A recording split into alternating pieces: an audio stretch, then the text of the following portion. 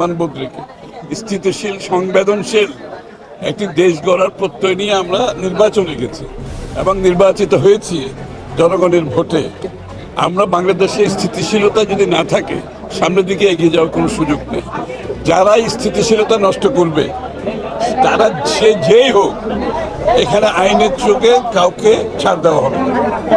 এইখানে স্থিতিশীলতা নষ্ট করবে এমন কোনো শক্তি, তারা যেই হোক, কাউকে এখানে ছাড় দেওয়া হবে না। আমি পরিষ্কার ভাষায় বলছি, কাউকে ছাড় দেওয়া হবে না। আমরা একটা স্থিতিশীল, সংবেদনশীল, সহনশীল রাজনীতির পথে চলছি বাংলাদেশে। এই পথে যারা বাধাগ্রস্ত করবে কাউকে ছাড় দেওয়া হবে। দুইটা দলই একসঙ্গে আসলে অভ্যুত্থান করেছিল, এখন পাল্টাপাল্টি এই ধরনের ঘটনা আপনি কিভাবে?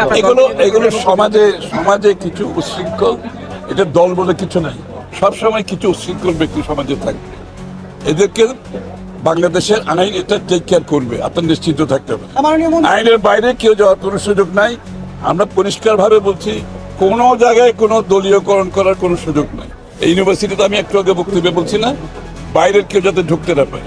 ইউনিভার্সিটিতে ছাত্রীরা লেখাপড়া করবে, এখানে দলীয়করণের কোনো সুযোগ নেই। লোডশেডিং এর যে অবস্থা বর্তমানে দাঁড়িয়েছে, জ্বালানি সংকটে অনেক বিদ্যুৎ কেন্দ্র বন্ধ হয়ে যাচ্ছে। এই মুহূর্তে সরকার যদিও বলছে জ্বালানির কোনো সংকট নেই, কিন্তু বিদ্যুৎ কেন্দ্র বন্ধ হচ্ছে। দুই হচ্ছে যে লোডশেডিং করতে গিয়ে গ্রামে বৈষম্যের শিকার বেশি হচ্ছে, যেখানে শুধু একটি জেলা চালানো যায় এমন পরিস্থিতি।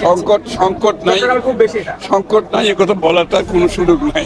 সংকটটা আছে, সংকট দেশের ভিতরে না, সংকট হচ্ছে দেশের বাইরে।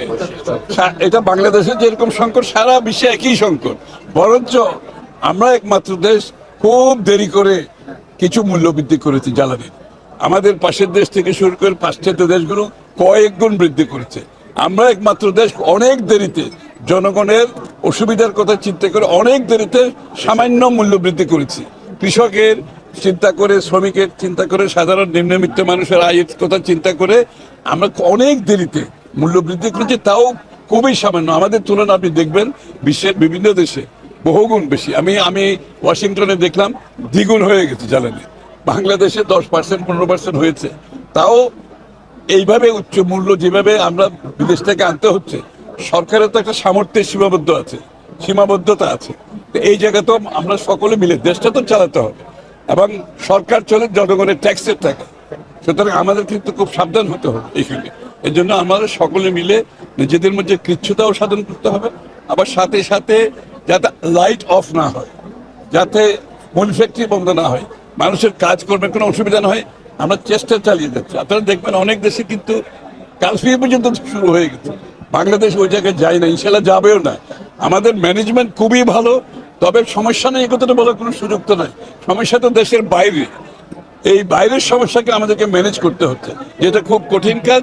জনগণের সমর্থনে আমাদের একটা ম্যানেজমেন্ট যেভাবে করছি, এই পর্যন্ত তেমন কিছু বড় কিছু সমস্যা হচ্ছে না। সমস্যা তো হচ্ছে, সকলের সমস্যা হচ্ছে, সারা বিশ্বের সমস্যা হচ্ছে, বাংলাদেশের মানুষের চেয়ে।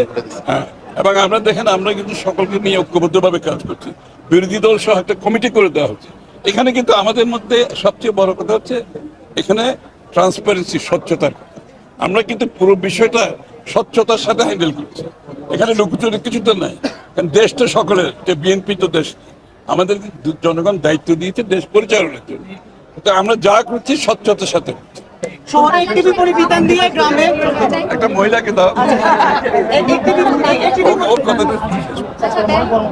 ব্যাংকিং সেক্টর নিয়ে একটা কথা,